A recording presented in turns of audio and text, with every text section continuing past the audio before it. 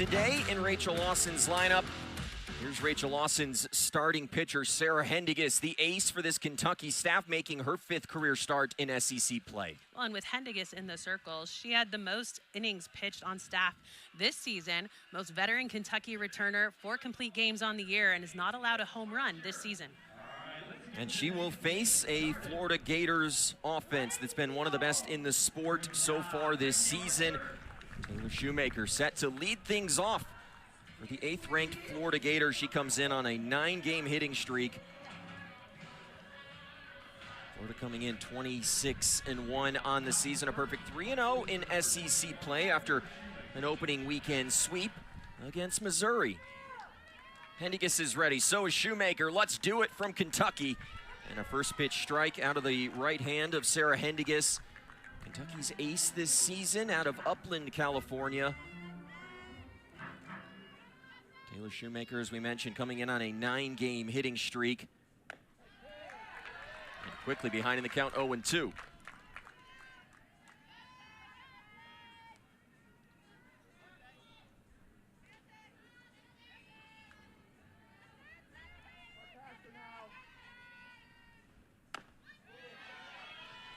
Going to be important today for Hendiges, Jenny, against this high-powered offense to keep these hitters off balance, stay ahead in those counts. Well, and you saw just a very aggressive approach at the beginning by Hendiges to get ahead and then try to extend the zone. That's going to be so important for Hendiges today in the circle, to make sure that she tries to find a way to get hitters to chase with how well they've been swinging it for the Gators. Shoemaker leads things off. Erickson, who we mentioned in the open, bats in the 2-hole. Townsend Thomas up into the 6th hole for the 3rd game in a row. Tim Walton told us that tends to be a leadoff spot for this Florida team that's had a lot of success in opening innings so far this season. 2-2 pitch to the dangerous Shoemaker, just off the plate, and the count moves full. And Hendiges jumped out so quickly to that 0-2 and has tried to find a way to get the swing and miss on pitches off the zone. But this Gators offense definitely disciplined at the plate. And she'll lay off there and take the walk.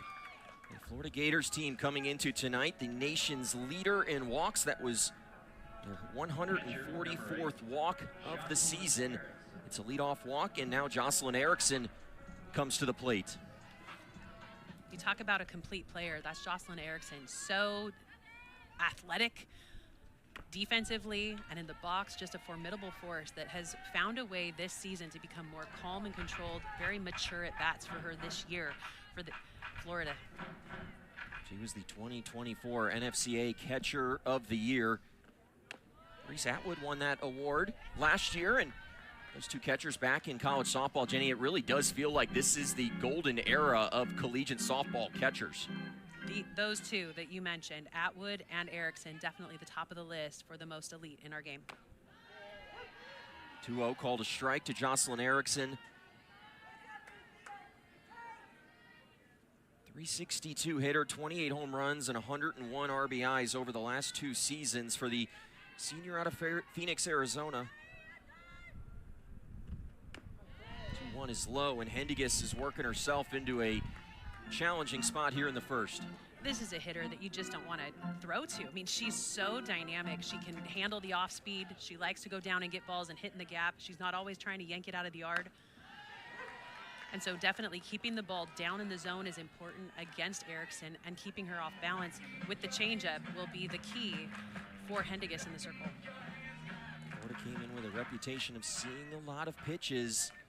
Second 3-2 count of the game. Erickson spoils a tough pitch. She's just so resilient in the box. That's the piece that Tim Walton talked to us about, is this year, not only is she versatile and athletic, but when she stands in the box, she can hit in any count with confidence. The payoff. Change up. Runners going. Throw down not in time. Erickson out on the strikeout as Shoemaker advances to second. And that pitch is so nasty, that changeup. When it can stay right at the knees, it becomes so hard as a hitter to catch up to, because the spin coming out of the hand looks a lot like the drop ball. So Hendiges does a really good job of setting her up for that pitch by keeping her down in the zone for most of that at bat. Florida now will work with a runner in scoring position. This is Kenley Cahalan, who steps to the plate. She has been on base in every single game this year.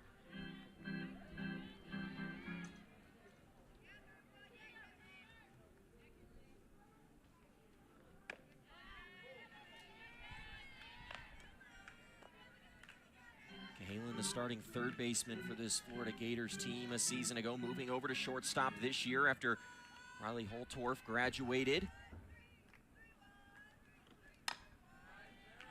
She's really done such a nice job, Jenny, of solidifying that shortstop spot for Florida this season. And it's so important to be strong up the middle. So as they come in, they put Comia and Cahalan up the middle, and they've done such a good job of just communicating well on balls up the middle. They've played solid defense. And when you want to make a deep run in the postseason, you've got to make sure that you're strong up the middle.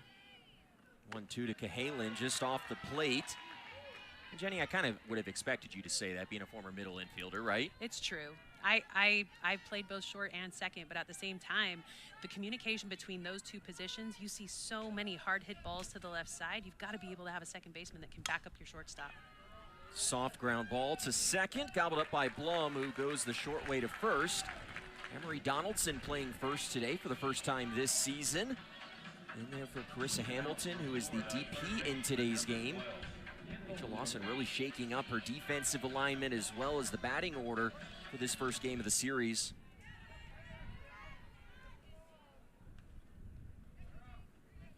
Shoemaker, the runner on third. 2 outs in the inning. And a first pitch strike to Kendall Grover, who transferred over from Eastern Illinois.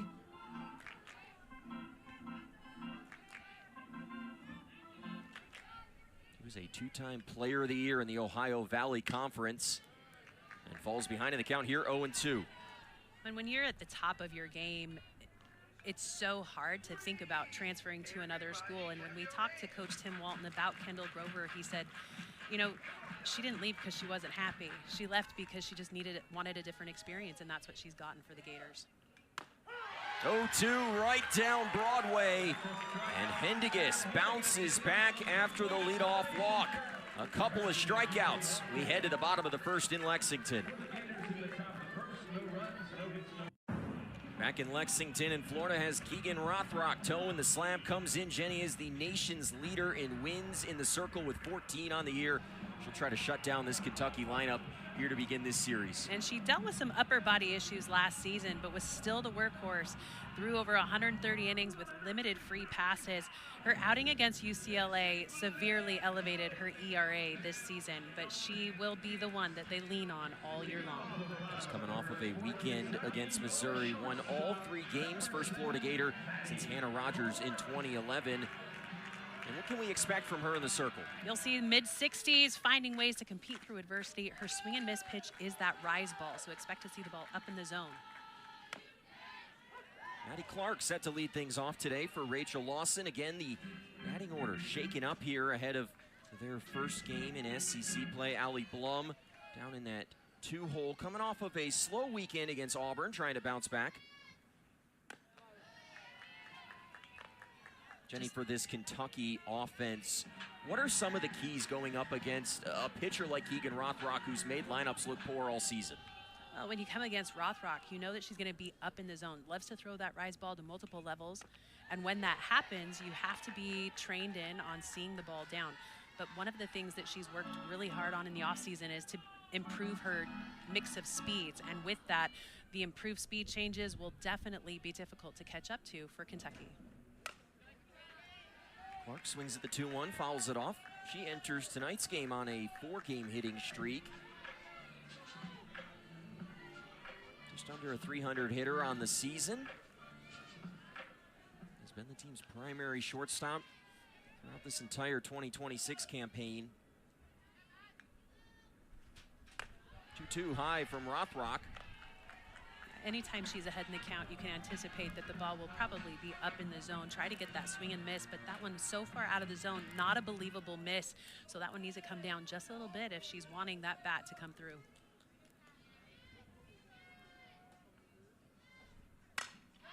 Clark attacks the pitch into the gap in right field. Thomas is back on it and makes the catch on the warning track for a loud out number 1. ton of barrel on that pitch right there. I mean, talk about squaring one up to start things off. That really helps out your offense back in the dugout to see that off of Rothrock, the bats are already going to be able to put a charge in them. Great retreat by Thompson to be able to go back, Thomas to go back and get that one.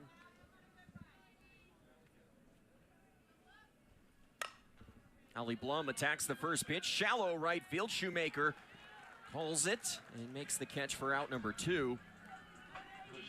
We haven't really talked about the weather yet tonight, Noah, and Can't it has been fair. It's a beautiful sunny day. However, it is really windy. So those balls up in the air have the potential to move around. So communication between your infield and outfield will be really important tonight to make sure that balls don't drop. And maybe more importantly, a couple of the Florida Gators mentioning to us, hey, it was 100 degrees when we left Florida the other day. It's just 62, so I'm sure there's some parkas on down in the dugout.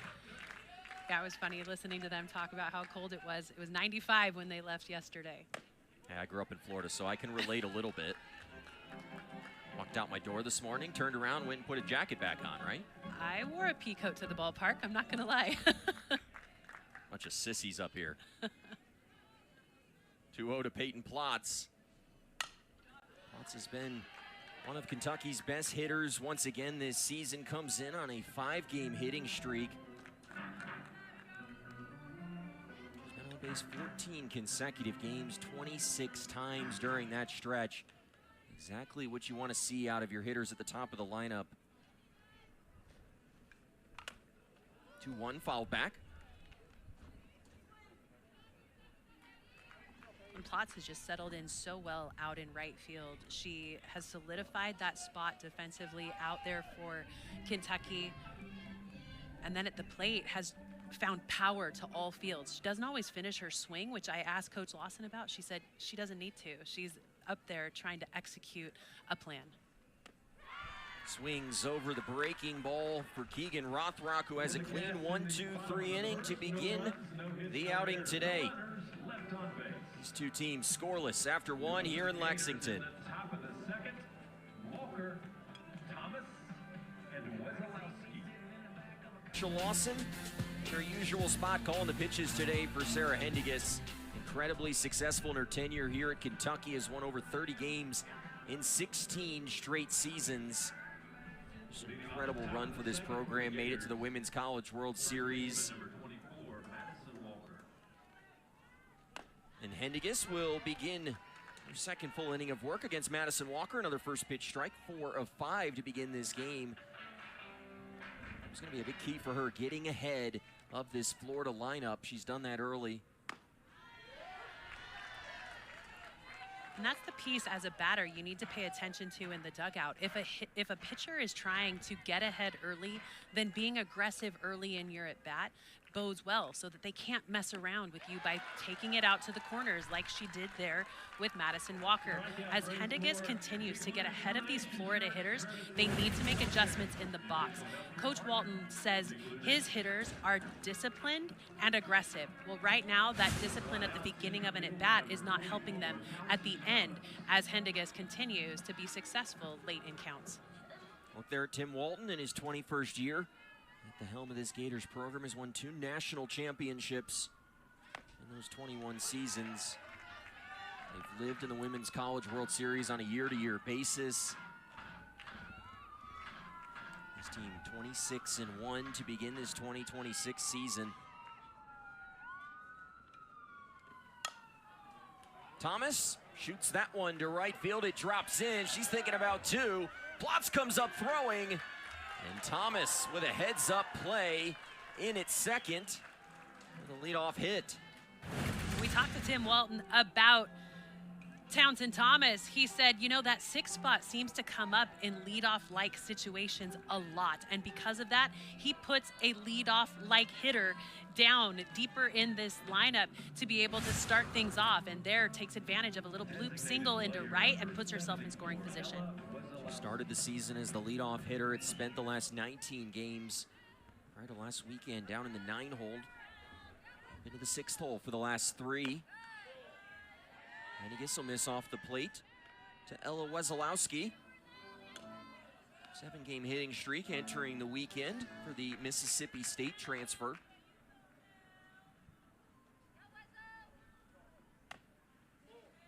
Jenny, you're a batter in this situation, 1 out. You've got a runner in scoring position. Talk us through what your approach was. You need to make sure that you move the runner. Your job is not to pop up. Your job is not to hit a deep fly ball. You have to put something through the infield.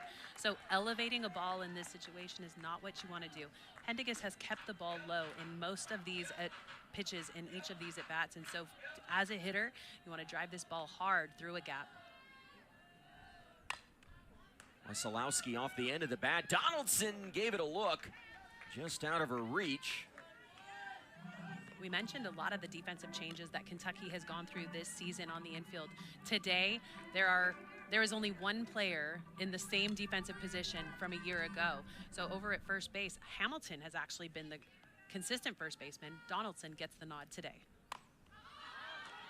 Chopper foul, and the catch made behind the plate by Ella Emmert. Quick outs in the inning.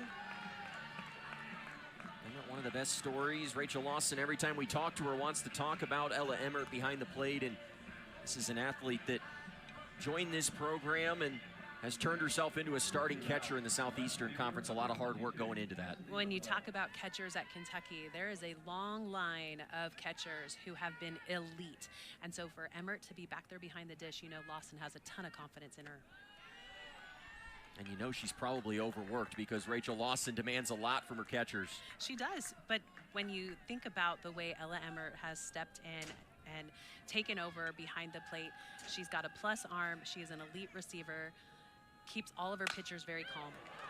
Big swing powered into the gap, and it will clear the fence for Cassidy McClellan as Florida gets on the board first.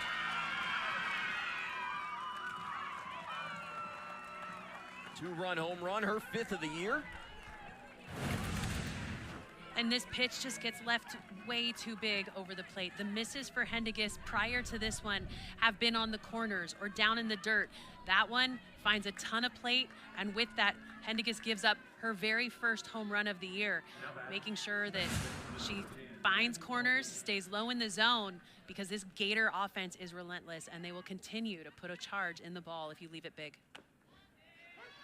She had gone now 53 innings this season without allowing a home run after the first 5 outs recorded in this game, but gives up the home run there to McClellan, and now Gabby Comilla takes over. Right back to Hendiges, off her glove, and Comilla with plenty of speed. Gonna beat that out. It'll be a base hit for Comilla.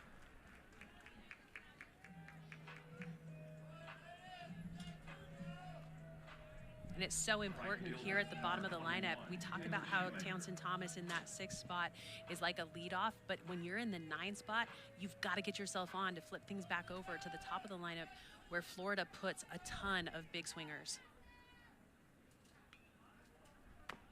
One of those big swingers, Taylor Shoemaker. Leadoff walk to begin this game, hitting over 500 on the season, came in as the Division I leader in hits on the year. Grounder right back up the middle. Blum got to it, tried to flip it to Clark at second. But Shoemaker will reach. Back-to-back hits now with 2 outs, and the Gators set up again. And that was a fabulous play by Blum. Not only was she able to get there, but heads up, knowing that she wasn't going to have time to get to her feet, trying to flip it with the leather over to her shortstop. Couldn't get it done, but an elite play by the second baseman to just keep the ball off the grass. Rachel Lawson out to talk to her defense. Sarah Hendiges in this situation, and we saw Sarah Hendiges get off to such a good start in this game. What's changed here in the 2nd inning, in your opinion, Jenny? I don't know that anything has changed for Hendiges. I think what's happened is the Gators have recognized early in counts she's leaving the ball a little bit closer to hittable zones, and so with that, they're attacking earlier in counts. And as you go through the lineup now for the 2nd time, Erickson got the strikeout last time. I don't anticipate Hendiges is going to be able to do it again.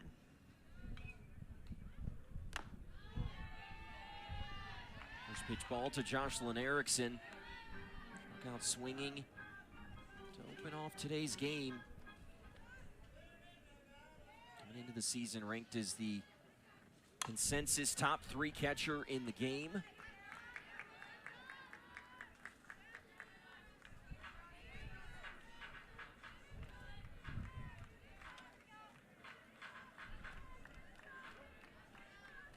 Florida with a pair of runners on here, 2 outs in the inning, 2 runs in already. And Erickson lays off the pitcher's pitch. When we asked Tim Walton what he was needing his hitters to do maybe a better job of this year, and he said it's about stopping. Elite hitters can stop later in a swing. So what that gives your eye the chance to do is track the ball a little bit later to make sure that it's a pitch that you should launch at. So with that hold in previous 2 pitches, it shows that Erickson is seeing the ball well and able to hold up on that ball. Dangerous 3-1. Catches the corner.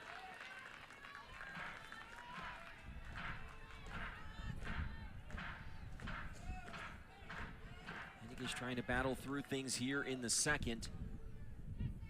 3-2, low, and the bases loaded.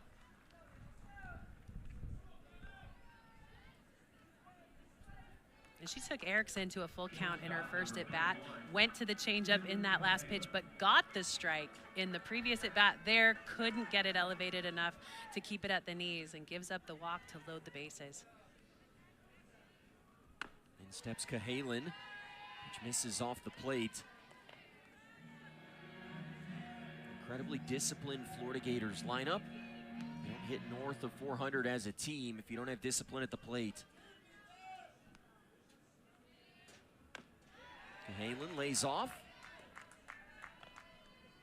And this Gator offense had over 100 home runs last year, already 61 with the home run hit previously in this inning, so they are on track to beat last year's numbers. That's a strike. It's almost incredible to think about for this Florida team after they lose players like Walsh at first and Williams at second, Otis in the outfield, Falby in center. This team just reloading once again and displaying one of the best offenses in the country early on in the season. And then you bring in some key transfers to help your power numbers as well. So important for them to really figure things out in the circle. 2-2, back up the middle. Blum makes another great play to get out of the inning. A web gem for Allie Blum. Keeps the damage at just 2. The year for Kentucky. Rothrock back out there for her second full inning of work. Was efficient to say the least, Jenny, in that first. Just 12 pitches to retire the first 3 batters in Kentucky's lineup. I think that's going to be important for her to keep her pitch count down to give longevity. She had a part of each of the wins against Auburn this last weekend, and because of that, I think you're going to see her arm being used a ton by Florida this year to try to secure wins in each SEC matchup. Hamilton steps to the plate, stares at a first pitch strike. Rothrock throwing 15 innings in that 3-game sweep of Missouri last weekend. Hamilton's been Kentucky's best hitter to begin the year. The pitch must have missed high. And establishing your zone is hard to do when you only throw 12 pitches in your first inning, so there's still going to be some growing pains as she figures out where Scott Mayer's strike zone is back behind the dish. Jenny, we've seen the strike zone shrink a little bit this year. As a hitter, how does that change your approach, knowing that the strike zones are a little tighter? I mean, more than anything, it allows me to be more patient and find the pitch I want to hit rather than needing to chase things that are maybe more edge pitches or find things in the river that are getting called. So as umpires settle in and hitters settle in and pitchers settle in, that zone will become more defined. But this is an elite crew that we have here umpiring this weekend, so the zone will stay consistent. Hamilton will follow that one off. The SEC consistently year in and year out has some of the best umpires behind the plate in the field. Investment by the league to have some of the best for these critical games. Many quality teams in the league this year. Scott Mayer behind the plate. 1-2. Hamilton lays off. And I know that that pitch in a 1-2 count is supposed to be off the plate, but that's not a believable pitch. So as a hitter, you're not swinging at that pitch. I'm needing Rothrock to make that a more believable miss closer to the plate. Grounder to short, Cahalan up with it, and throws over to first for the first out here in the second inning.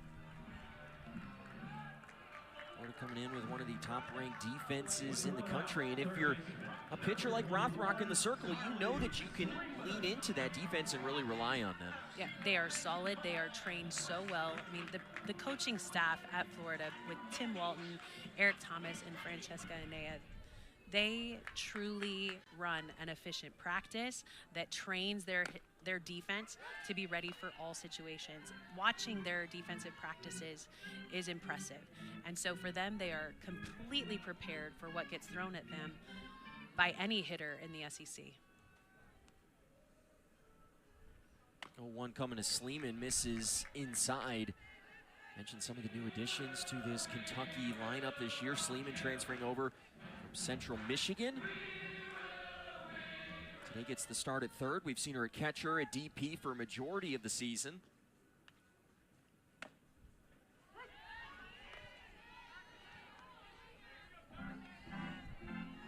And by now you're hoping that your lineup becomes a little more solidified, but a little bit of a mishap injury to Hamilton banged her up this week, and so some more defensive changes for them in this matchup today.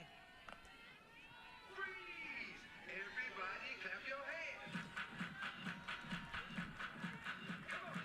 Good point with Hamilton hitting today, but not out in the field. We've seen her at first base every game this season.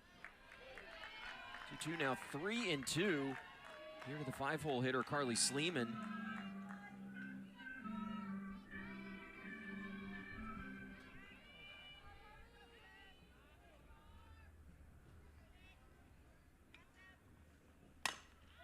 Sleeman attacks the pitch. A good hop for Comia at second, and 2 outs in the frame. Just a smart defensive move there by Comia to back up and get an easy second hop rather than trying to play the short hop forward.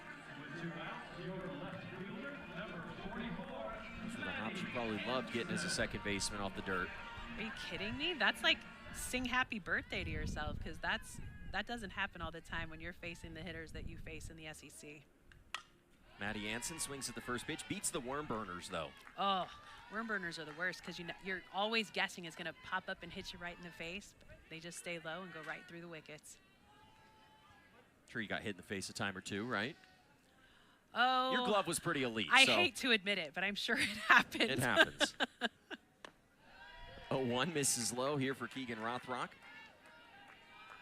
I don't know. At second base, your job primarily is just keep the ball in front. With it being such a short throw, I wore the ball a lot. Not in the face, but I would just square it up a lot like a catcher and just get it over to first for the out. I've always said I'd much rather be a second baseman than a third baseman in this game.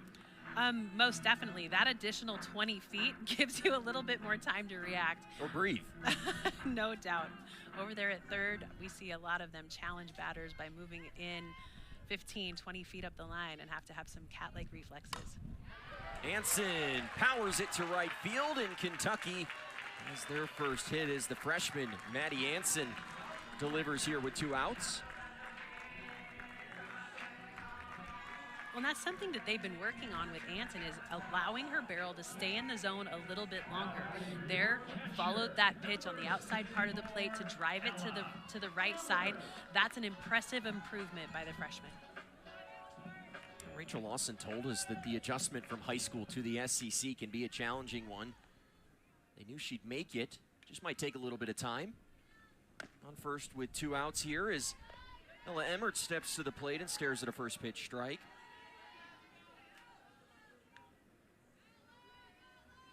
'60th game in a Kentucky uniform today for Ella Emmert.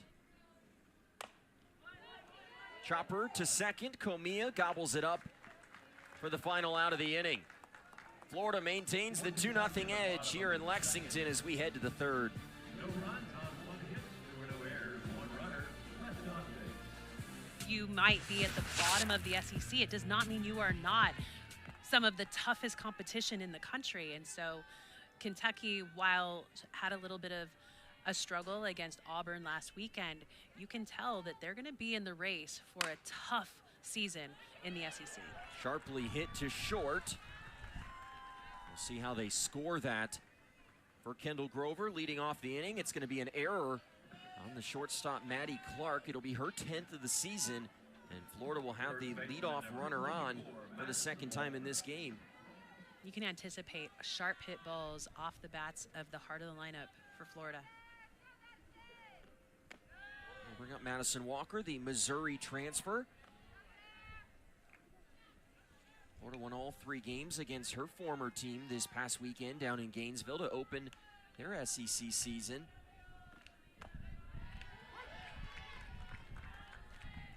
Walker trying to bounce back after, or rather, Hendiges trying to bounce back after an ineffective second inning through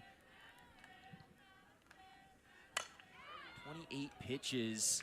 That one slapped into right for Plotz. And 2 outs in the inning, or rather 1. And this is what we're seeing. Continual Florida hitters attacking earlier in their at-bats. While Hendiges had the advantage early in this game by attacking early, getting ahead in counts, and then able to play with some of the hitters as she went along, now Florida being much more aggressive earlier in these counts and taking advantage of squaring up the ball. Thomas sends it to left. Back on it is Anson. She can't make the catch. Grover had to hold up to see if the catch was made. She'll be at third. It's a double for Thompson. And when you see a hitter with the stature of Thomas step up into the box, you think, oh, it's a slapper, we need to watch for her speed. But she's shown that she's got a ton of pop in her bat, and they're driving the ball over Anson and left. Now 2 Gators in scoring position. A good catch there, Thomas. Townsend Thomas was one of the top Outfield recruits in the country 2 seasons ago, redshirted last year. And a huge addition as a redshirt freshman for Florida this season. Wasilowski up with a couple of runners on in scoring position. And quickly behind in the count 0-2.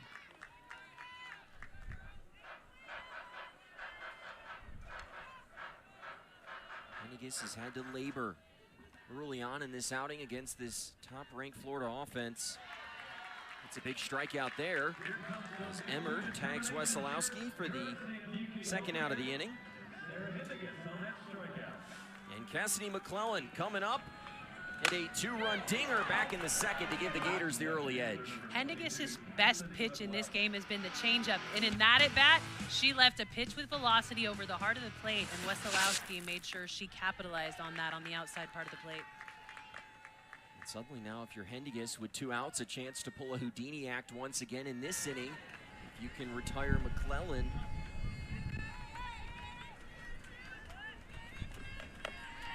0-2. And pardon me, I mean, McClellan has been so good at the plate, and to watch the way that she swings with discipline, that pitch left over the heart of the plate, drove it so far, and the wind did not affect it at all. And right now, huge strikeout for Hendiges to get out of the jam. Another filthy changeup for Hendiges. She's got 5 strikeouts in the outing. Florida strands a pair here in the third. The Gators and the Cats facing off once again. The men's basketball teams faced off earlier today. Florida came out on top. They've come out consistently on top over Kentucky, but Jenny, the last time Florida made the trip here to Lexington, it was the Wildcats who won that series 2-1 back in 2023. Right, and I think that that's what they're thinking this weekend can happen for them again. Kentucky has been so good at home, undefeated so far, in play here at John Kropp Stadium, and the weather is in their favor. We talked about how Florida, when they left, it was 95 degrees. It is not that balmy here in Lexington, Kentucky, so dealing with a little bit of a different temperature. And I think one intriguing element for Kentucky, normally this weekend represents their home opener. They've already played 6 games here. Jenny, how does that help them in a series like this, being comfortable already playing at home this year? Well, when you've already had success at home, it helps to build that confidence. We already talked about how defensively you've got 8 new players in different positions this year. And with that, you need to have some games under your belt to be able to face really tough opponents in a weekend to be able to come out successful. And they've had that success already this year on this field. Sharp liner to second. Comia goes down to get it. For the first down of the inning. I'll bring up Emery Donaldson. She's been serving as the leadoff hitter for Kentucky over these last 6 games today, though, batting out of the 9-hole.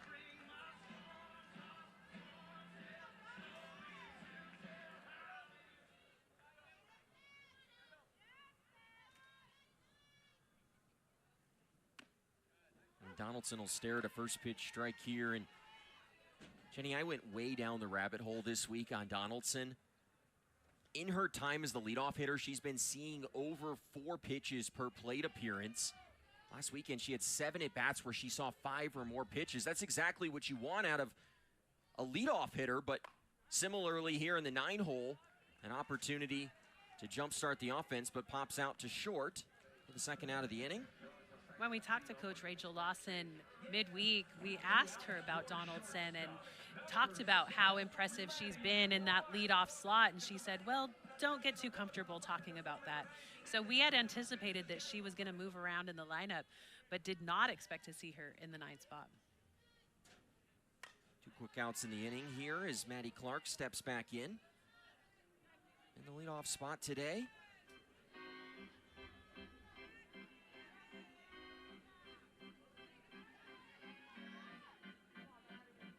Rothrock continuing to be efficient in the circle, just 39 pitches so far in the outing.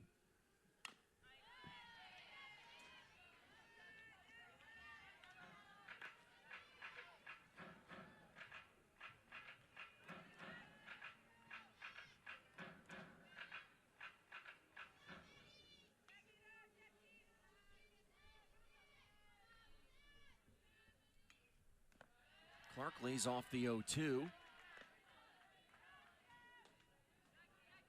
Clark transferring over from Oregon State ahead of last year. Missed the first 20 games, never found a groove, but much improved, particularly at the plate this season. 1-2 inside. 71 there, one of the fastest pitches that we've seen Rothrock throw today.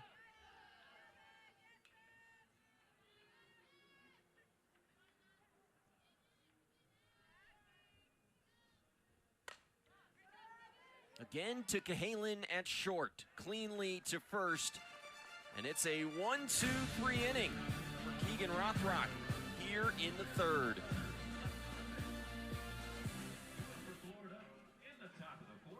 Top of the 4th inning here in Lexington. Sarah Hendiges back in the circle for Kentucky. She's faced 17 batters through the first 3 innings. It'll be Gabby Comia to lead things off here in the top of the 4th inning.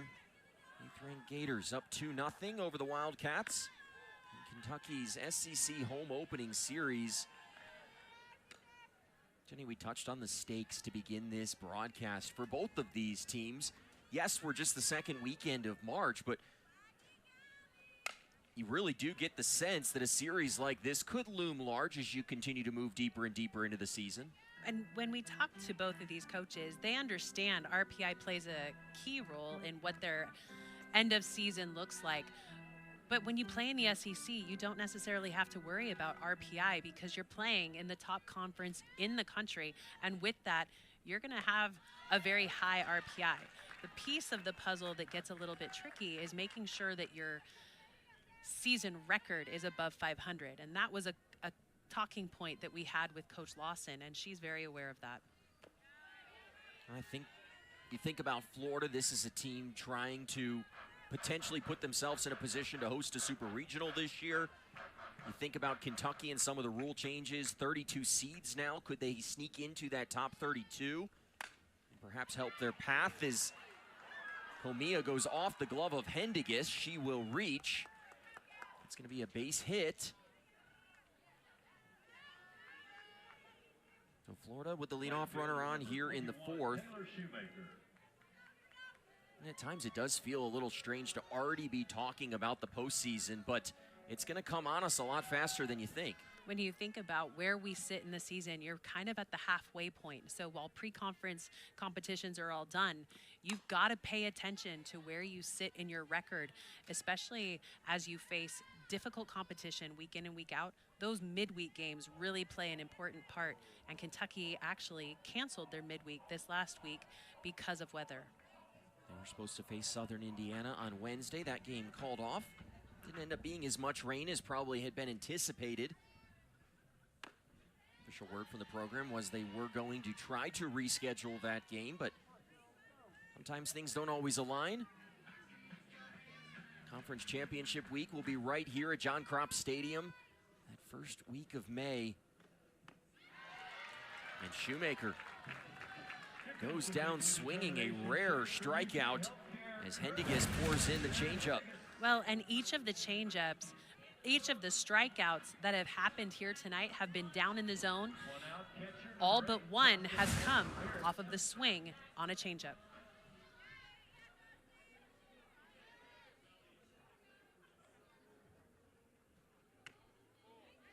First pitch misses low to Jocelyn Erickson. She was a strikeout victim. 1 of 6 so far on the evening for Sarah Hendiges. Jenny, what makes that changeup so difficult to hit? She does a really good job of spinning the ball hard and fooling the eye that it is coming in with velocity, but it also tunnels really well with her drop ball. And so those pitches look very similar. The bend and the angle of the pitch comes in looking like it has velocity, and then she just pulls the chain. Erickson ahead in the count, and by tunneling you mean the ability for that pitch to come out of the same window, which then gives you as a batter less of an opportunity to know what's coming. You're looking for pitches that are coming in similar tunnels or similar ways. That pitch is high, throw down to second. A clean catch would have gotten her, but Comia will be at second with the stolen base.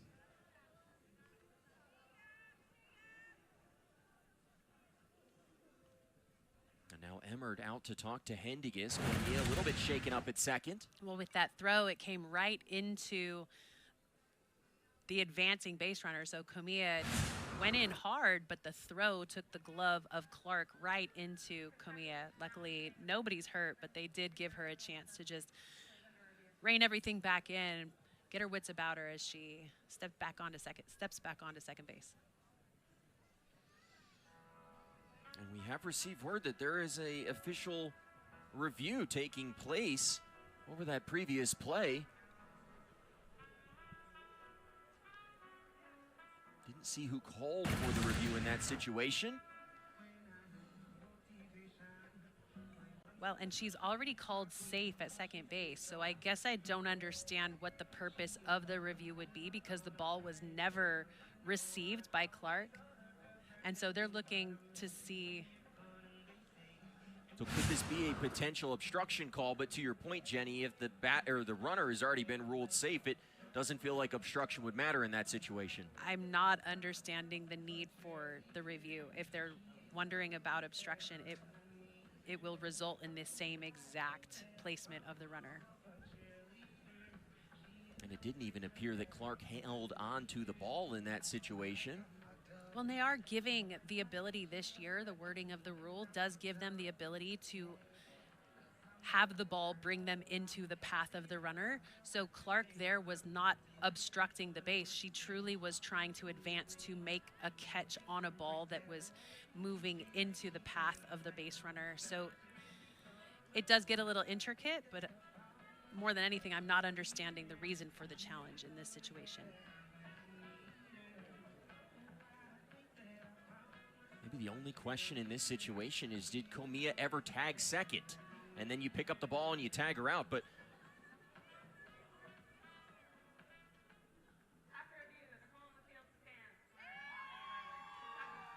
oh, so they were taking a look to see if the runner left early.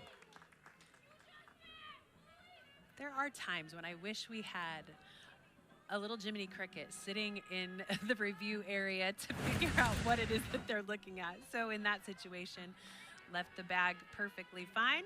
While the play did result in some contact, she still stays at second base.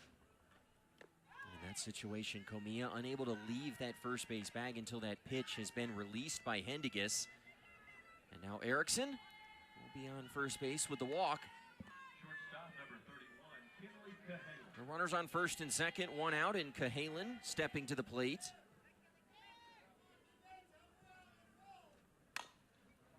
She'll swing at the first pitch. Could this be two? Clark can't send it to first, but Kentucky gets the lead runner. Now runners at the corners with 2 outs. And a smart decision by Clark to not try to make that throw down the line. Cahalan really quick, was gonna beat it out regardless. So with runners on the corners and 2 outs, it now opens up defensively, something that Florida can play around with. First pitch strike here to Kendall Grover. Florida stranded 6 on base through the first 3 innings of this game. Stranded the bases loaded on a fantastic play by Blum up the middle for Kentucky back in the second. And Hendiges is gonna get out of another jam here in the fourth. Gets the pop-up she needed. Florida has stranded 8 through the first 4. Let's go to the bottom of the fourth here at John Kropp Stadium. Gators in town, and so is a Kentucky legend, Erin Koffel. At the end of the dugout there, star shortstop for Kentucky, rewrote the record books in her time here at Kentucky, now starring in the AUSL, where she was the league MVP this past season for Jenny, the Chicago Bandits now. A very important thing to remember. Yeah, definitely. She's so elite in so many different ways, and the thing that has made her so good and given her longevity in our sport is the fact that she is just so good at self-reflection and being able to establish what she needs to work on and then go at that when no one is looking. When the lights are off, she is the one player that you don't have to worry about, will she come in prepared. I've been so excited to have her on the Bandits roster, and she is one of just the pillars of our program, both as a person and as a player. 1-0 here to Blum, misses off the plate, and with Koffel, it feels like now that she's able to just focus on the game of softball, we've seen her continue to just refine her game. Definitely has, and she started journaling about each of her at-bats this last year, and she said that was really important for her to be able to go back, replay the at-bats that she had in a series or in a game, and then build on that to be more successful in her next game. I mean, I've just been so impressed with the way that she attacks her improvement and the way that she works to get better every day. Blum shoots it through the left side, and Kentucky will have their first leadoff runner of this game aboard. It comes here in the bottom of the fourth inning with Peyton Plotz coming up to bat.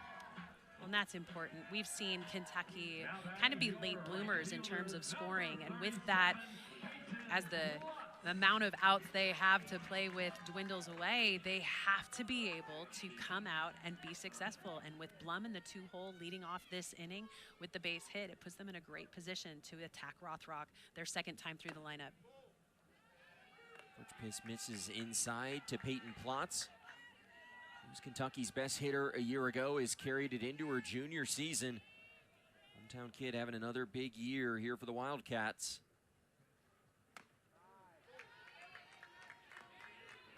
And if you're Rothrock here facing a dangerous hitter, Jenny, you touched on this earlier, Plotz is hitting home runs at a higher rate than she's ever done in her career. An OPS north of 1,600 over her previous 10 games.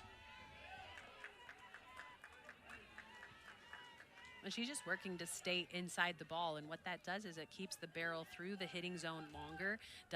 She is not pulling off the ball as hard as she has in years past. 3-0, Plotz lines it right back up the middle. Townsend Thomas there for the first out of the inning. Hit it hard, but Thomas in a great spot. Yeah, she hit that ball right on the screws, but right at Thomas out there in center field. I'm impressed with the way that Plotz has improved her game this year to keep the barrel through the zone so much longer, to hit the ball right back up the middle, going gap to gap rather than line to line.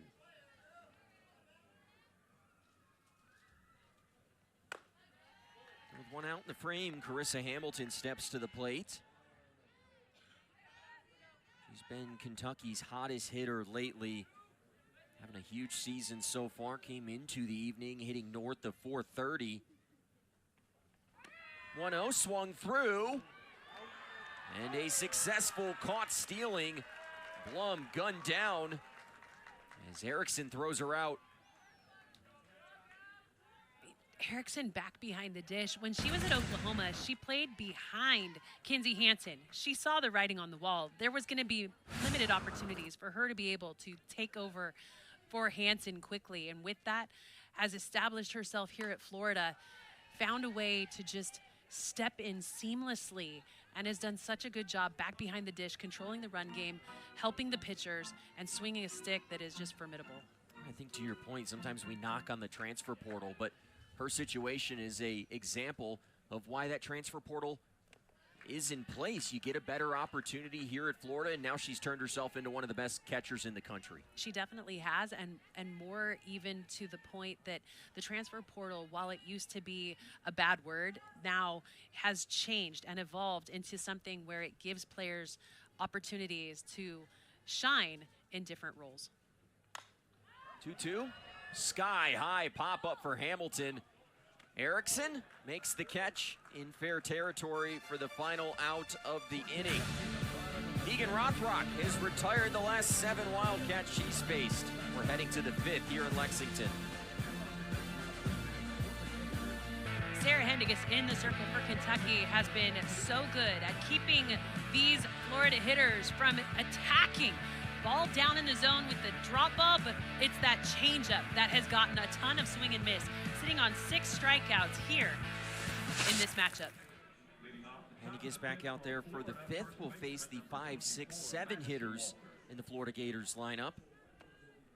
Trailing 2-0 after the Cassidy McClellan home run back in the 2nd inning. Although Hendiges has done a nice job of working in and out of trouble so far in this outing. She stranded 8 Gators on base.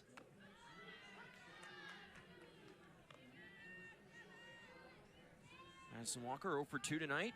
Strikeout victim, flew out to right in her last plate appearance.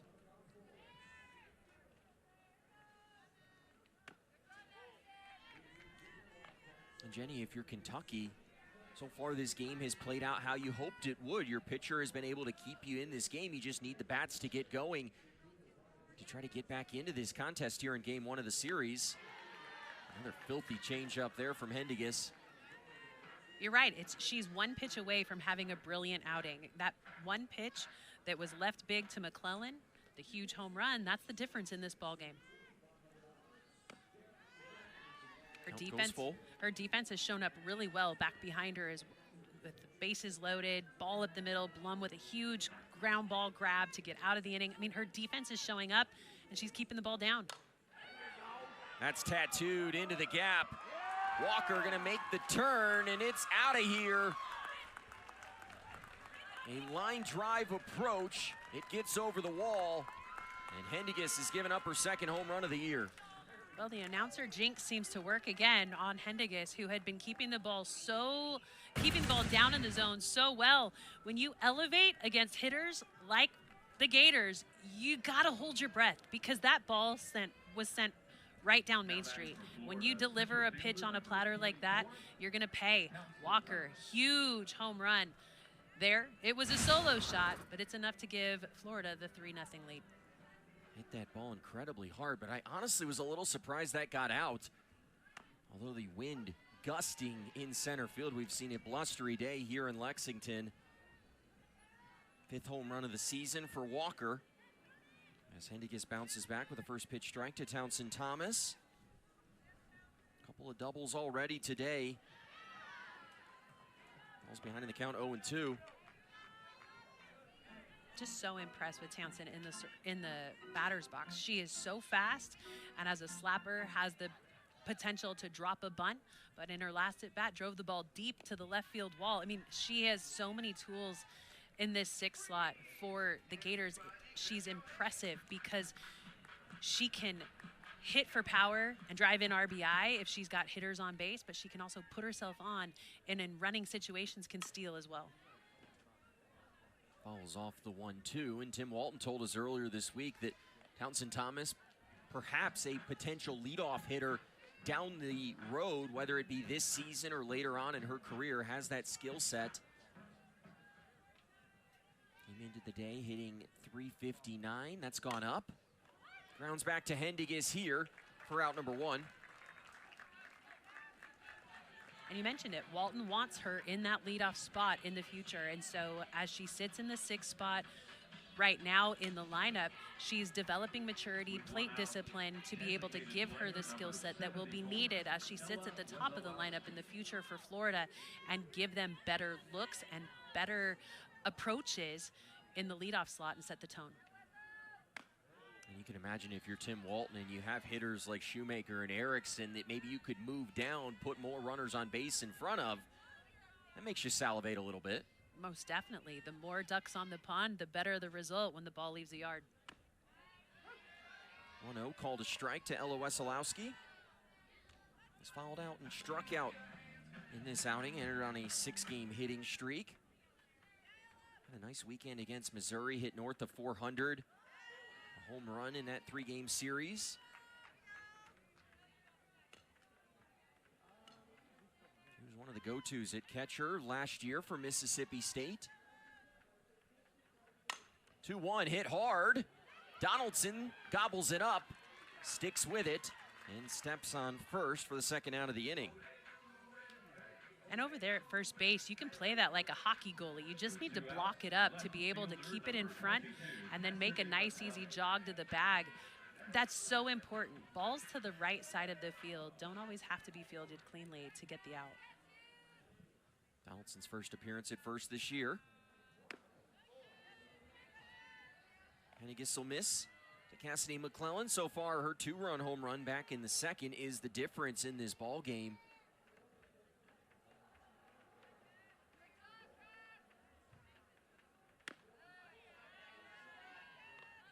McClellan, the consistency element of being in the lineup day in and day out. You've seen her take some big strides this year in her junior season.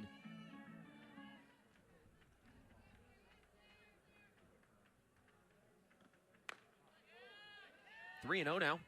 Well, we talked to Coach Walton about McClellan and how this is the first year that she is an everyday starter for the Gators. And with that, she has improved her batting average. That consistency in the lineup has also given her more power potential at the plate.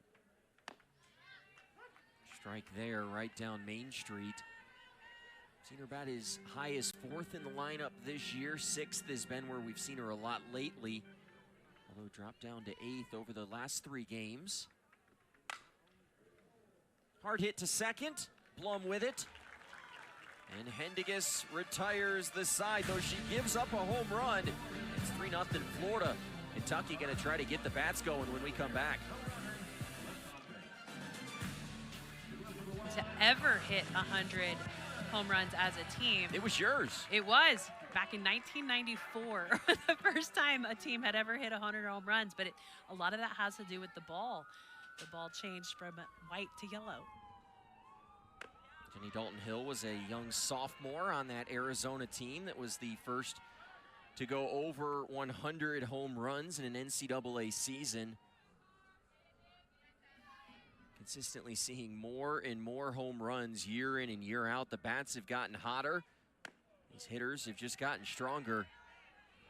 I don't think this is exactly the most fun era to be a pitcher in, with how good these hitters have become at the plate.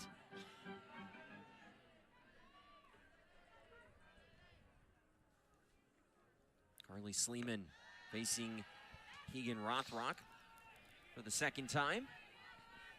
Grounded out to 2nd back in her first plate appearance off the Florida ace.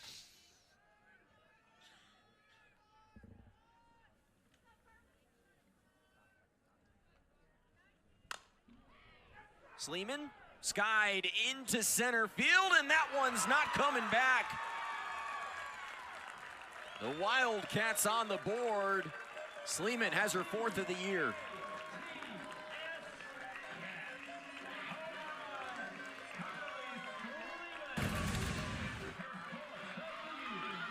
Sleeman says, you want to talk about home runs? Well, watch this swing. Not all of that one. Her swing plane definitely starts from low to high.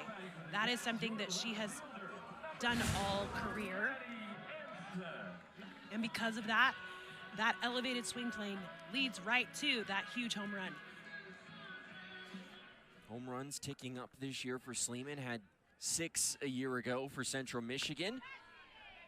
Now Rothrock bouncing back here to throw a fish pitch strike to Maddie Anson. Kentucky on the board in the 5th inning.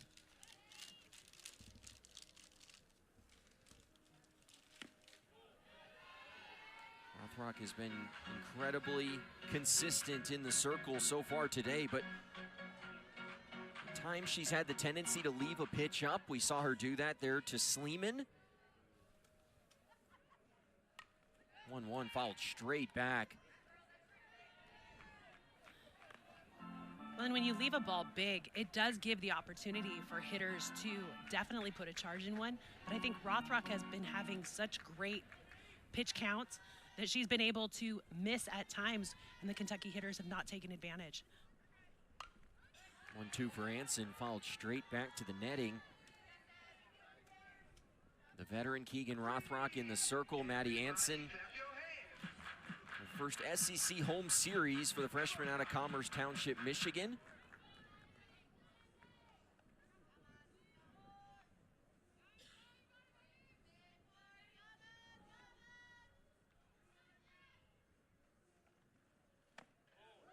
Off the corner.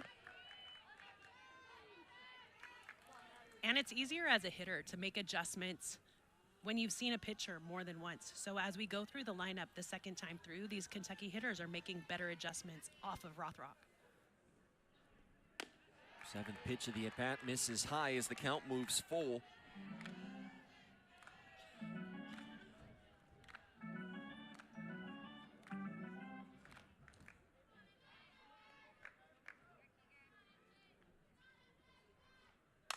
Anson off the end of the bat.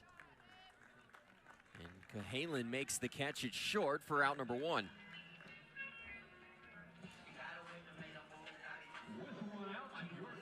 So as Kentucky continues to see the ball a little bit better out of Rothrock's hand, it's going to be up to Rothrock to change speeds, and that's what she did there against Anson to get the ball off the end of the bat. Old cat and mouse game. First pitch swinging for Ella Emmert. Grounded out to second in her lone plate appearance of the night. Things moving quickly so far in this first of 3 games this weekend here in Lexington.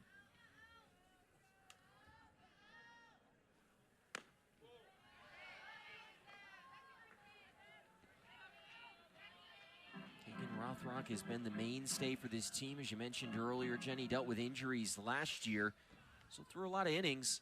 Thrown close to 50% of the innings so far this season for Florida. She's in just a much better position in terms of her health this season. So last year dealt with some upper body injuries that were preventing her from maybe being as sharp as we anticipated her being last year. This year, a little bit more back to her old form. Emmert fights it off the hands.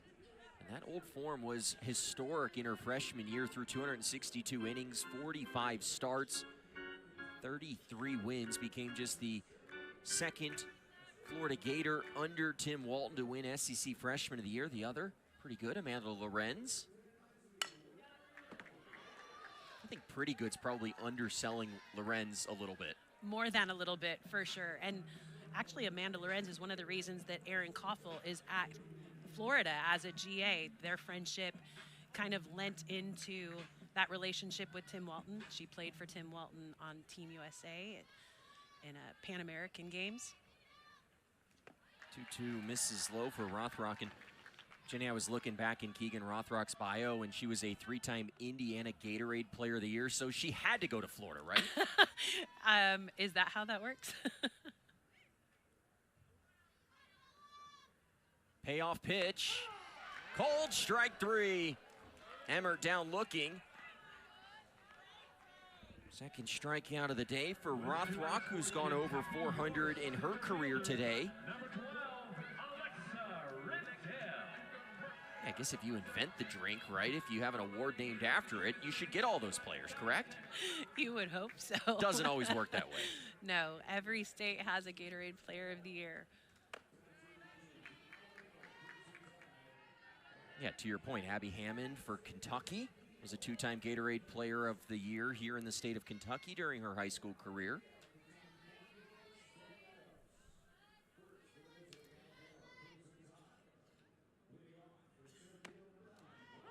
Rothrock quickly getting ahead of Alexa Riddell. So trying to make the adjustment to SEC pitching, 1 for 12 through her first 4 games. It'd be such a challenging adjustment for young freshman hitters against some of the elite pitchers in the country. Chopper to third, it's foul.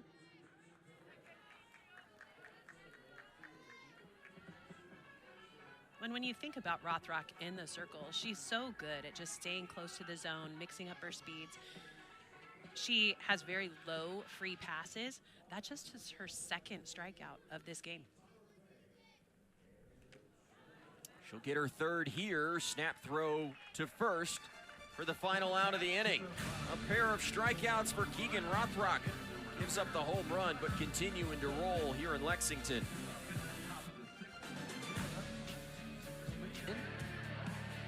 Gators coming in 26-1 on the season. They've had a lot of players on base, just 3 runs to show for, though, all by way of the home run.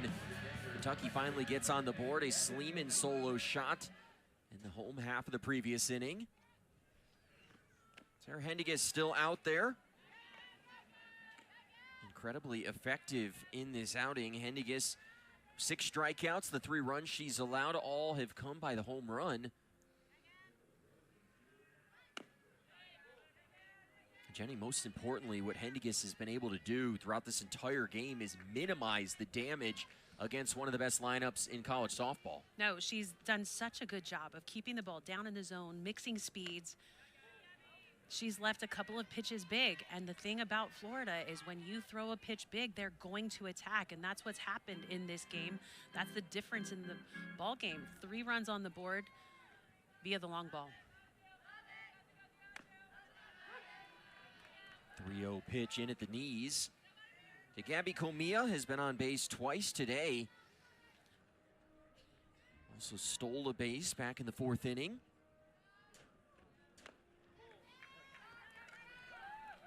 And we'll be on to start the 6th, the leadoff walk for Sarah Hendiges. Right fielder, number 21, You've got to eliminate free passes, especially to the leadoff batter, and because of the speed that you've now put on the base pass for the top of the lineup.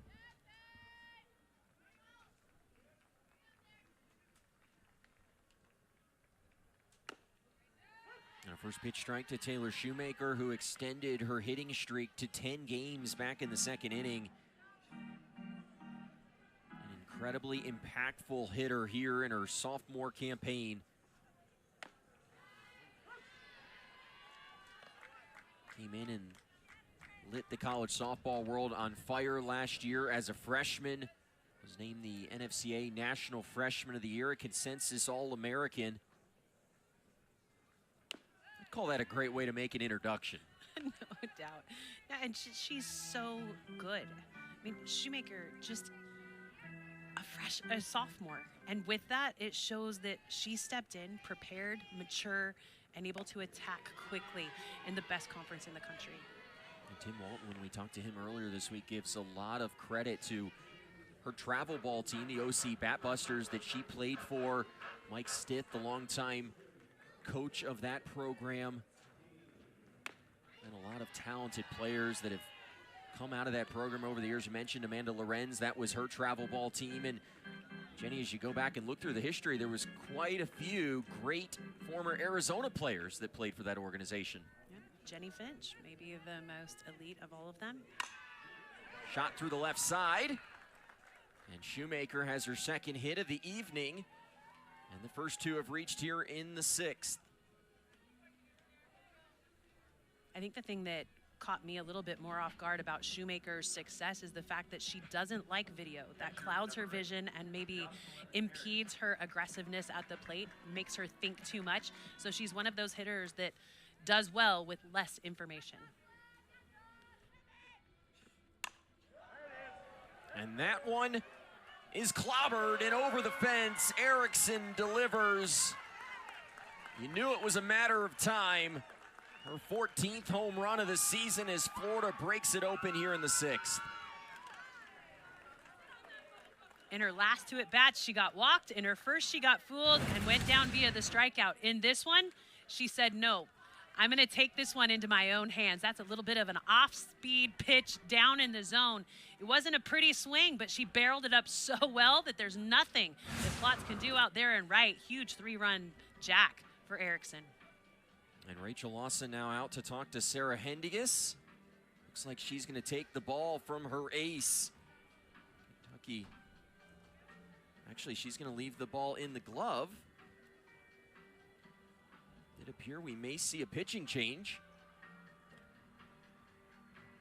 And we are going to see a pitching change here. Hendigas will come out of this game. 6-1 Florida here in the 6th.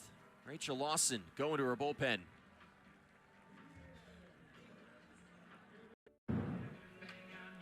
Sarah Hendigas' day is done after the 3-run home run by Jocelyn Erickson forces Rachel Lawson to go to the bullpen, and she turns to the freshman Abby Hammond here with her team trailing by 5 in the top of the 6th inning. Ellen, maybe a little bit of an element of surprise, because not only is this a pitcher that Florida has probably not prepared for, she's also a pitcher that I have not prepared for. She has not pitched any this season. We did not talk about her in our coach call with her this week. So Abby Hammond, maybe a little bit of a question mark, and that's why Lawson goes to her in this situation. I've seen Hammond a couple of times in midweek games, but making her first appearance in an SEC game this season.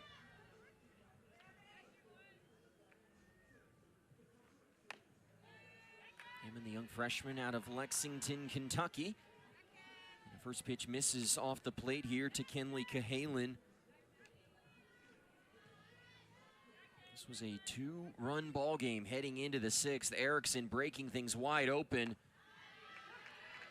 And Jenny, when you talk about this Florida lineup, it is their ability to hit the home run that can just change the complexion of a game, because this game feels completely different than it did just 2 batters ago. Yeah, it's about getting runners on. We talked about how important it is to keep speed off the base paths. Tim Walton says he loves to run, but he hasn't felt the need to run this year. He's wanted to give his hitters the benefit of the doubt and not put additional pressure on base stealers. And so with that fact, he has not put the run game in place and allowed the bats to do most of the run scoring this season.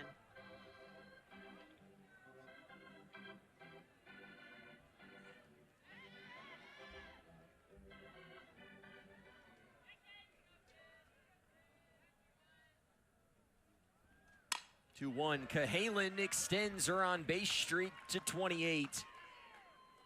She's reached in every game this year. It's the 3rd consecutive hit off of Kentucky pitching here in the 6th. On the way you welcome a new pitcher to the ball game is to hit the ball right back up the middle. And as Hammond tried to keep the ball low in the zone, Cahalan didn't try to do too much with that pitch, just peppered it right back up the middle. In steps Kendall Grover here in the 4-hole. And attacks the first pitch she sees. A line drive to center field over the head of Riddell. They're going to hold Cahalan at 3rd. It's a 4th straight hit, a double for Kendall Grover here in the 6th. Well, that ball was left big. One of the things that I've noticed about the freshman pitchers for Kentucky this season is they've left the ball over more of the wide of the plate than in years past. Typically, you need your young pitchers, whether their velocity is there or not, is to make sure that they can find corners. And right now, Hammond is hitting a lot of the plate, which is allowing the ball to get hit right back up the middle hard. First baseman number 24, Madison Walker. I'll bring up Madison Walker with a pair of runners in scoring position. Disciplined approach from these Florida hitters in this game. Hammond will miss off the inside corner. You have to imagine the freshman's heart maybe pounding a little bit heavier here in her first appearance in SEC play. Against one of the best lineups in college softball this year. That catches the corner. That is a really nice pitch. Down in the zone, under the hands of a big hitter. I mean, that is the spot that you need to wear out right now. It's hard to keep that ball fair when you swing through that one, so that's a really good spot for Hammond to pepper. Big swing and a miss from Walker. Hit a solo home run in her last plate appearance, a missile out to left center field. Only question was if it was going to be high enough to get over the wall. It did. It's her 5th of the year. Another high drive to right field. Plotz with plenty of room makes the catch near the warning track. Both runners tag as Cahalan comes across to score the 7th run of the night for the Gators. That's textbook hitting. Love the approach by Madison Walker in that at bat to just drive the ball deep to the outfield. And as Plotz retreats to go grab this ball, it's an easy advance over there at third to come home, score another run. So Cahalan plates the 7th of the game for the Gators. And now the sophomore, or rather redshirt freshman, Townsend Thomas steps to the plate. First pitch strike for Abby Hammond. Jenny, sometimes it feels like the term professional at bat gets overused a little bit, but the more you watch this Florida team, they just have a plan every time they step into the batter's box. The goal is to stick to the plan, so it is something that gets put in place by the coaching staff. That'll be a foul ball. Call by our home plate umpire, was right on top of that one. Yeah, trickled just beyond the plate. Good call, keeps her off the base paths.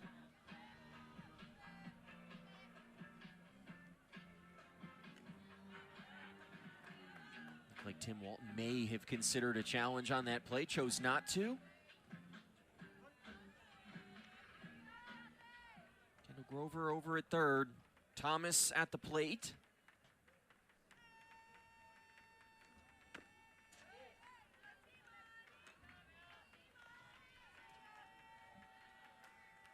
Thomas has had a nice evening at the plate so far. A pair of doubles, scored a run back in the 2nd.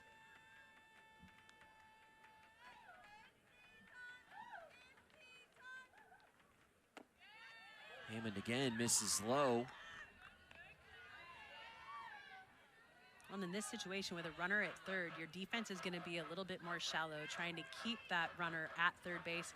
And with that, your job as a hitter is to simply punch it through the infield. Now with just one out, you can also lift it deep. Try to get the sac fly to get another run in.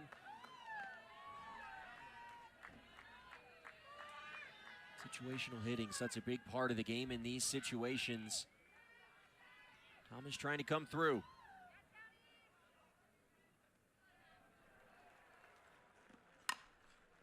Grounded to first. Donaldson snares it, but was in foul territory. And your job as a hitter, especially as a lefty up to the plate, is to make sure that you take a look at your defense. Peek to see where everyone is playing. They have all chosen to shade her pretty shallow, and with that, she's shown she's got potential to drive the ball deep with that double she hit. Just misses. And Thomas with a nice at-bat to continue to lump pressure on the shoulders of the freshman Abby Hammond. Designated player number 74, Ella Wesolowski. Tim Walton has talked about how he's shown great restraint, not putting his runners in motion, but with first and third and just one out, does he do that here to push the defense for Kentucky to figure out where the out is they want to get recorded? Thomas staying put on the first pitches, 5 for 6 in stolen base opportunities this season.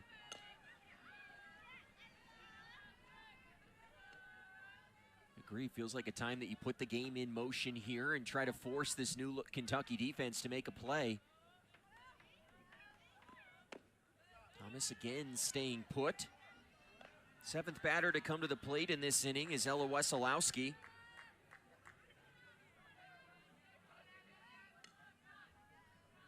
She's She's the only Florida hitter without a hit in this game so far.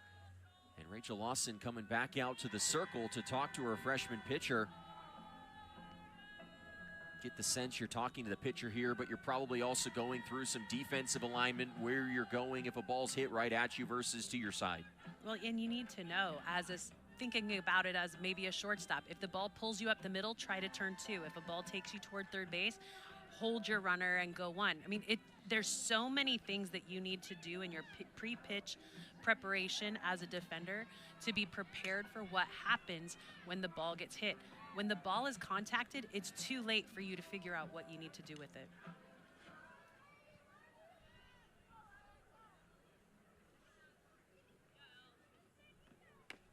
Two-0 catches the corner. Jenny, when you were playing second base in your career, did you go through scenarios in your head in a spot like this? Every single second before the pitch gets thrown. When the pitch gets thrown, you need to be athletic. But prior to that, you need to be figuring out where you need to be the most successful. 3-1 now to Wesolowski. 8th batter to come to the plate for the Gators in this inning. 6 out of the previous 7 have reached. The only one who didn't was Walker with the sacrifice fly to right. 3-1, grounded, foul. A nice little change piece there by Hammond. I like the way that she took something off of that pitch to get Wesolowski out ahead of contact. Such an important pitch for new pitchers coming in to collegiate softball. That change of speed is a difference maker, and you better be able to have that in your back pocket to be successful. Payoff pitch here for Hammond on the 3-2.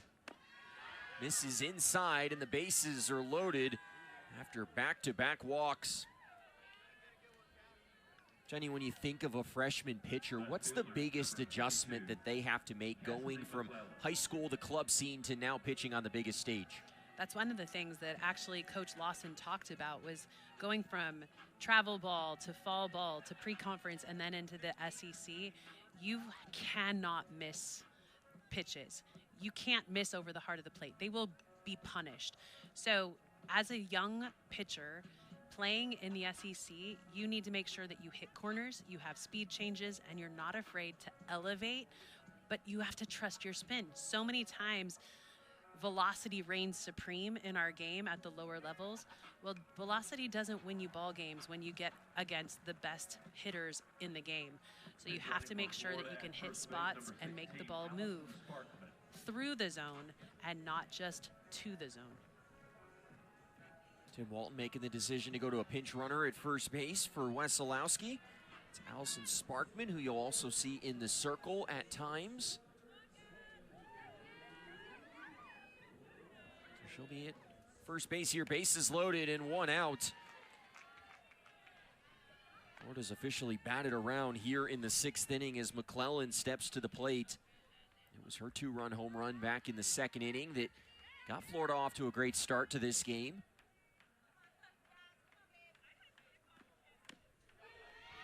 Just misses off the corner.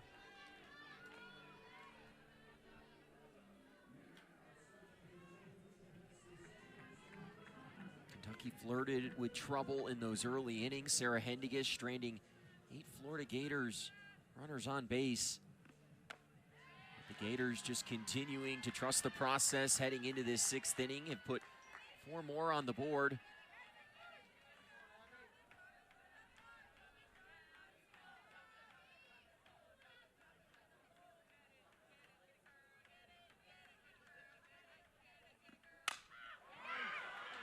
And the hits just keep on coming. That splits the outfielders and rolls all the way to the wall. McClellan has a 4 RBI day, and the Gators now in run rule territory.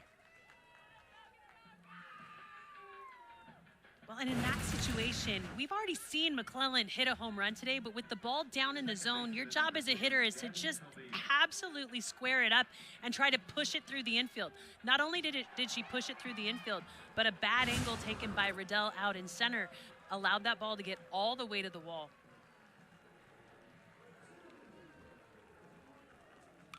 Gators still threatening in the inning as Comia steps to the plate. She led off the inning with a walk. Florida sent 10 to the plate here in the 6th.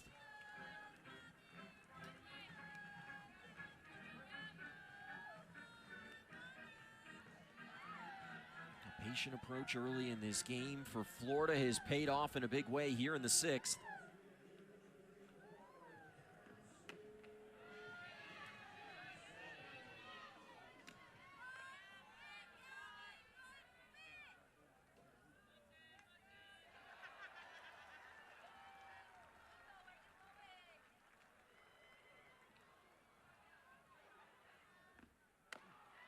One called a strike. And Jenny, for this Florida team, is this just an example of grinding out early at bats, seeing a lot of pitches, and now seeing the fruits of that here later in the game? It's taking advantage of pitches left over the heart of the plate. Regardless of who's throwing in the circle, your job is to just swing at pitches that are mistakes. Comia does her job. Sparkman comes in to score. An RBI for Gabby Comia. And the Gators lead 10-1 here in the 6th inning. Right fielder number 21, Taylor Shoemaker. You get the out there if you're Comia, but you can see being celebrated in the dugout for doing exactly what she was supposed to do in that situation.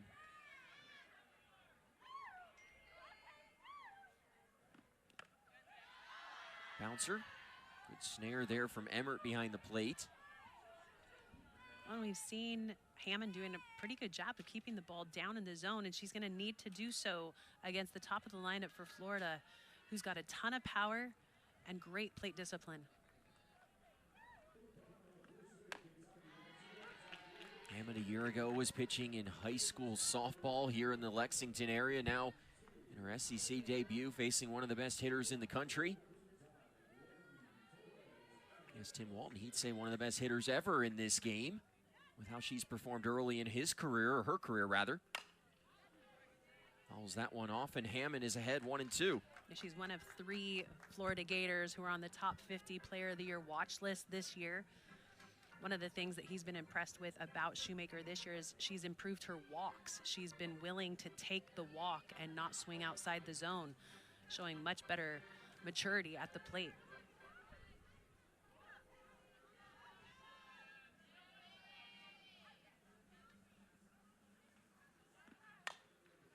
Shoemaker fouls it off. Came into today on a career-long 9-game hitting streak, has extended that. She's putting up video game numbers lately in the midst of that hitting streak, hitting .629 over her previous 9 games.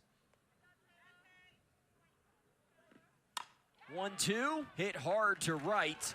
And Plotz makes the catch for the final out of the inning, but the Gators put a crooked number on the board. And now Kentucky will have to put some runs up to stave off an ending. And now a chance to seal this game here in the bottom of the 6th inning, leading by 9. Run rule would be in effect as Emery Donaldson steps to the plate.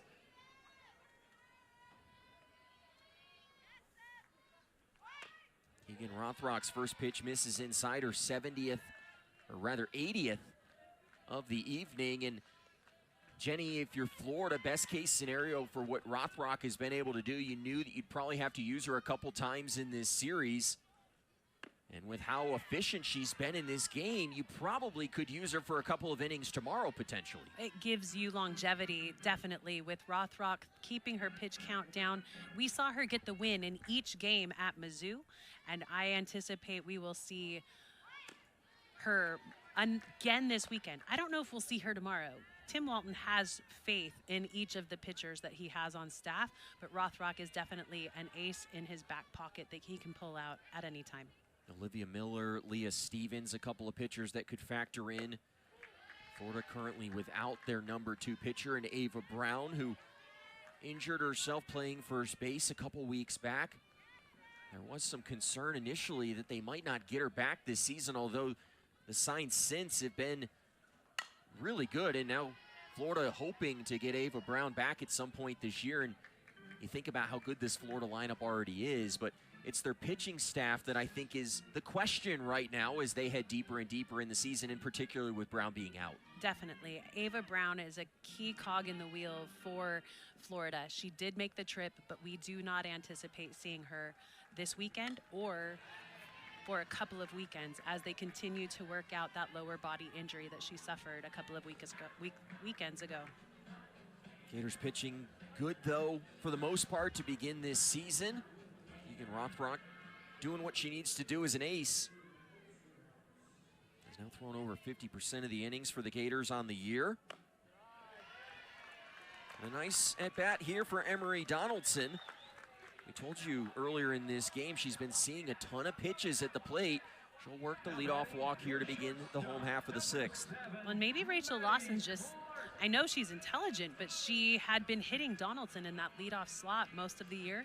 Here in the sixth inning, she does hit leadoff and starts the inning off as that leadoff walk.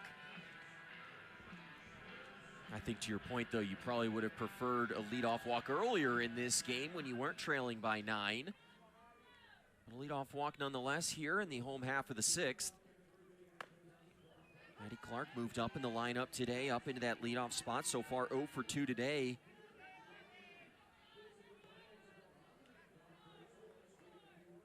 Kentucky with just 3 hits today off of the Gators ace.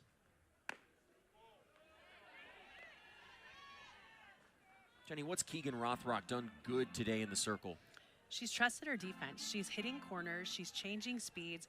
She hasn't given up any free passes until that walk to Donaldson. And so by trusting her defense, not trying to throw through hitters, she's allowed her spin to work and just hit spots to stay efficient in the circle. With Kentucky swinging the bat fairly aggressively, it's allowed her pitch count to stay low.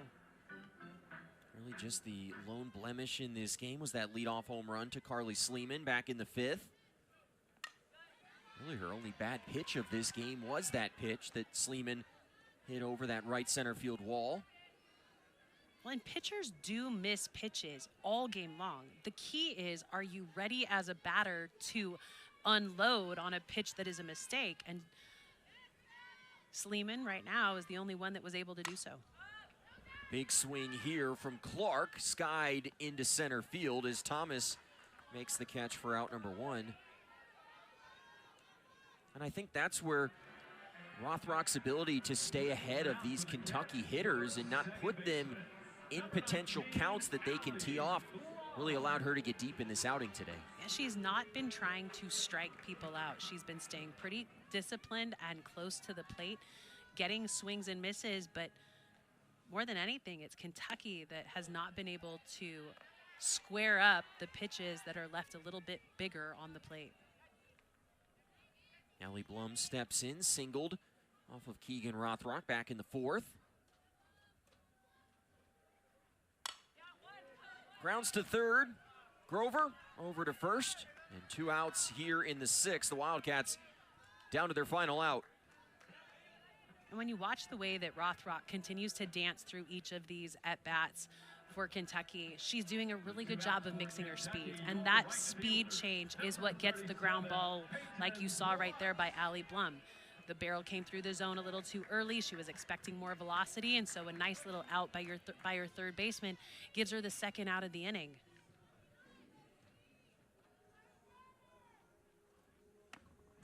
Plotz with a big rip. Throw down to 2nd as Donaldson slides back in. I think the word that keeps coming to mind is she's been pitching out there today, and we talked about the adjustment for young freshman pitchers to college, and that's something that Keegan Rothrock, as her career has gone on, has learned how to do against some of these elite offenses. Plotz sends it to left. They're going to send Donaldson home. So Plotz delivers. Kentucky, though, will need to score 1 more to keep this game alive. And just great execution by Peyton Plotz, driving the ball in the gap, scoring a run, so important that Kentucky continues to just pass the bat. Keegan Rothrock has evolved from being a thrower to a pitcher. Now she is very good at being able to mix speeds, hit spots, and trust her defense. in off the hands, a flip to second. And the Florida Gators will take game one of this series 10-2 over Kentucky. A dominant showing from Tim Walton's side as they pick up win number 27 on the year, Jenny. A huge sixth inning for Florida gave them the big win and the leadoff win in the series for Florida. Florida 27-1 on the season. 2 more games this weekend for Jenny Dalton Hill, our entire production crew. I'm Noah Prairie saying so long from Lexington.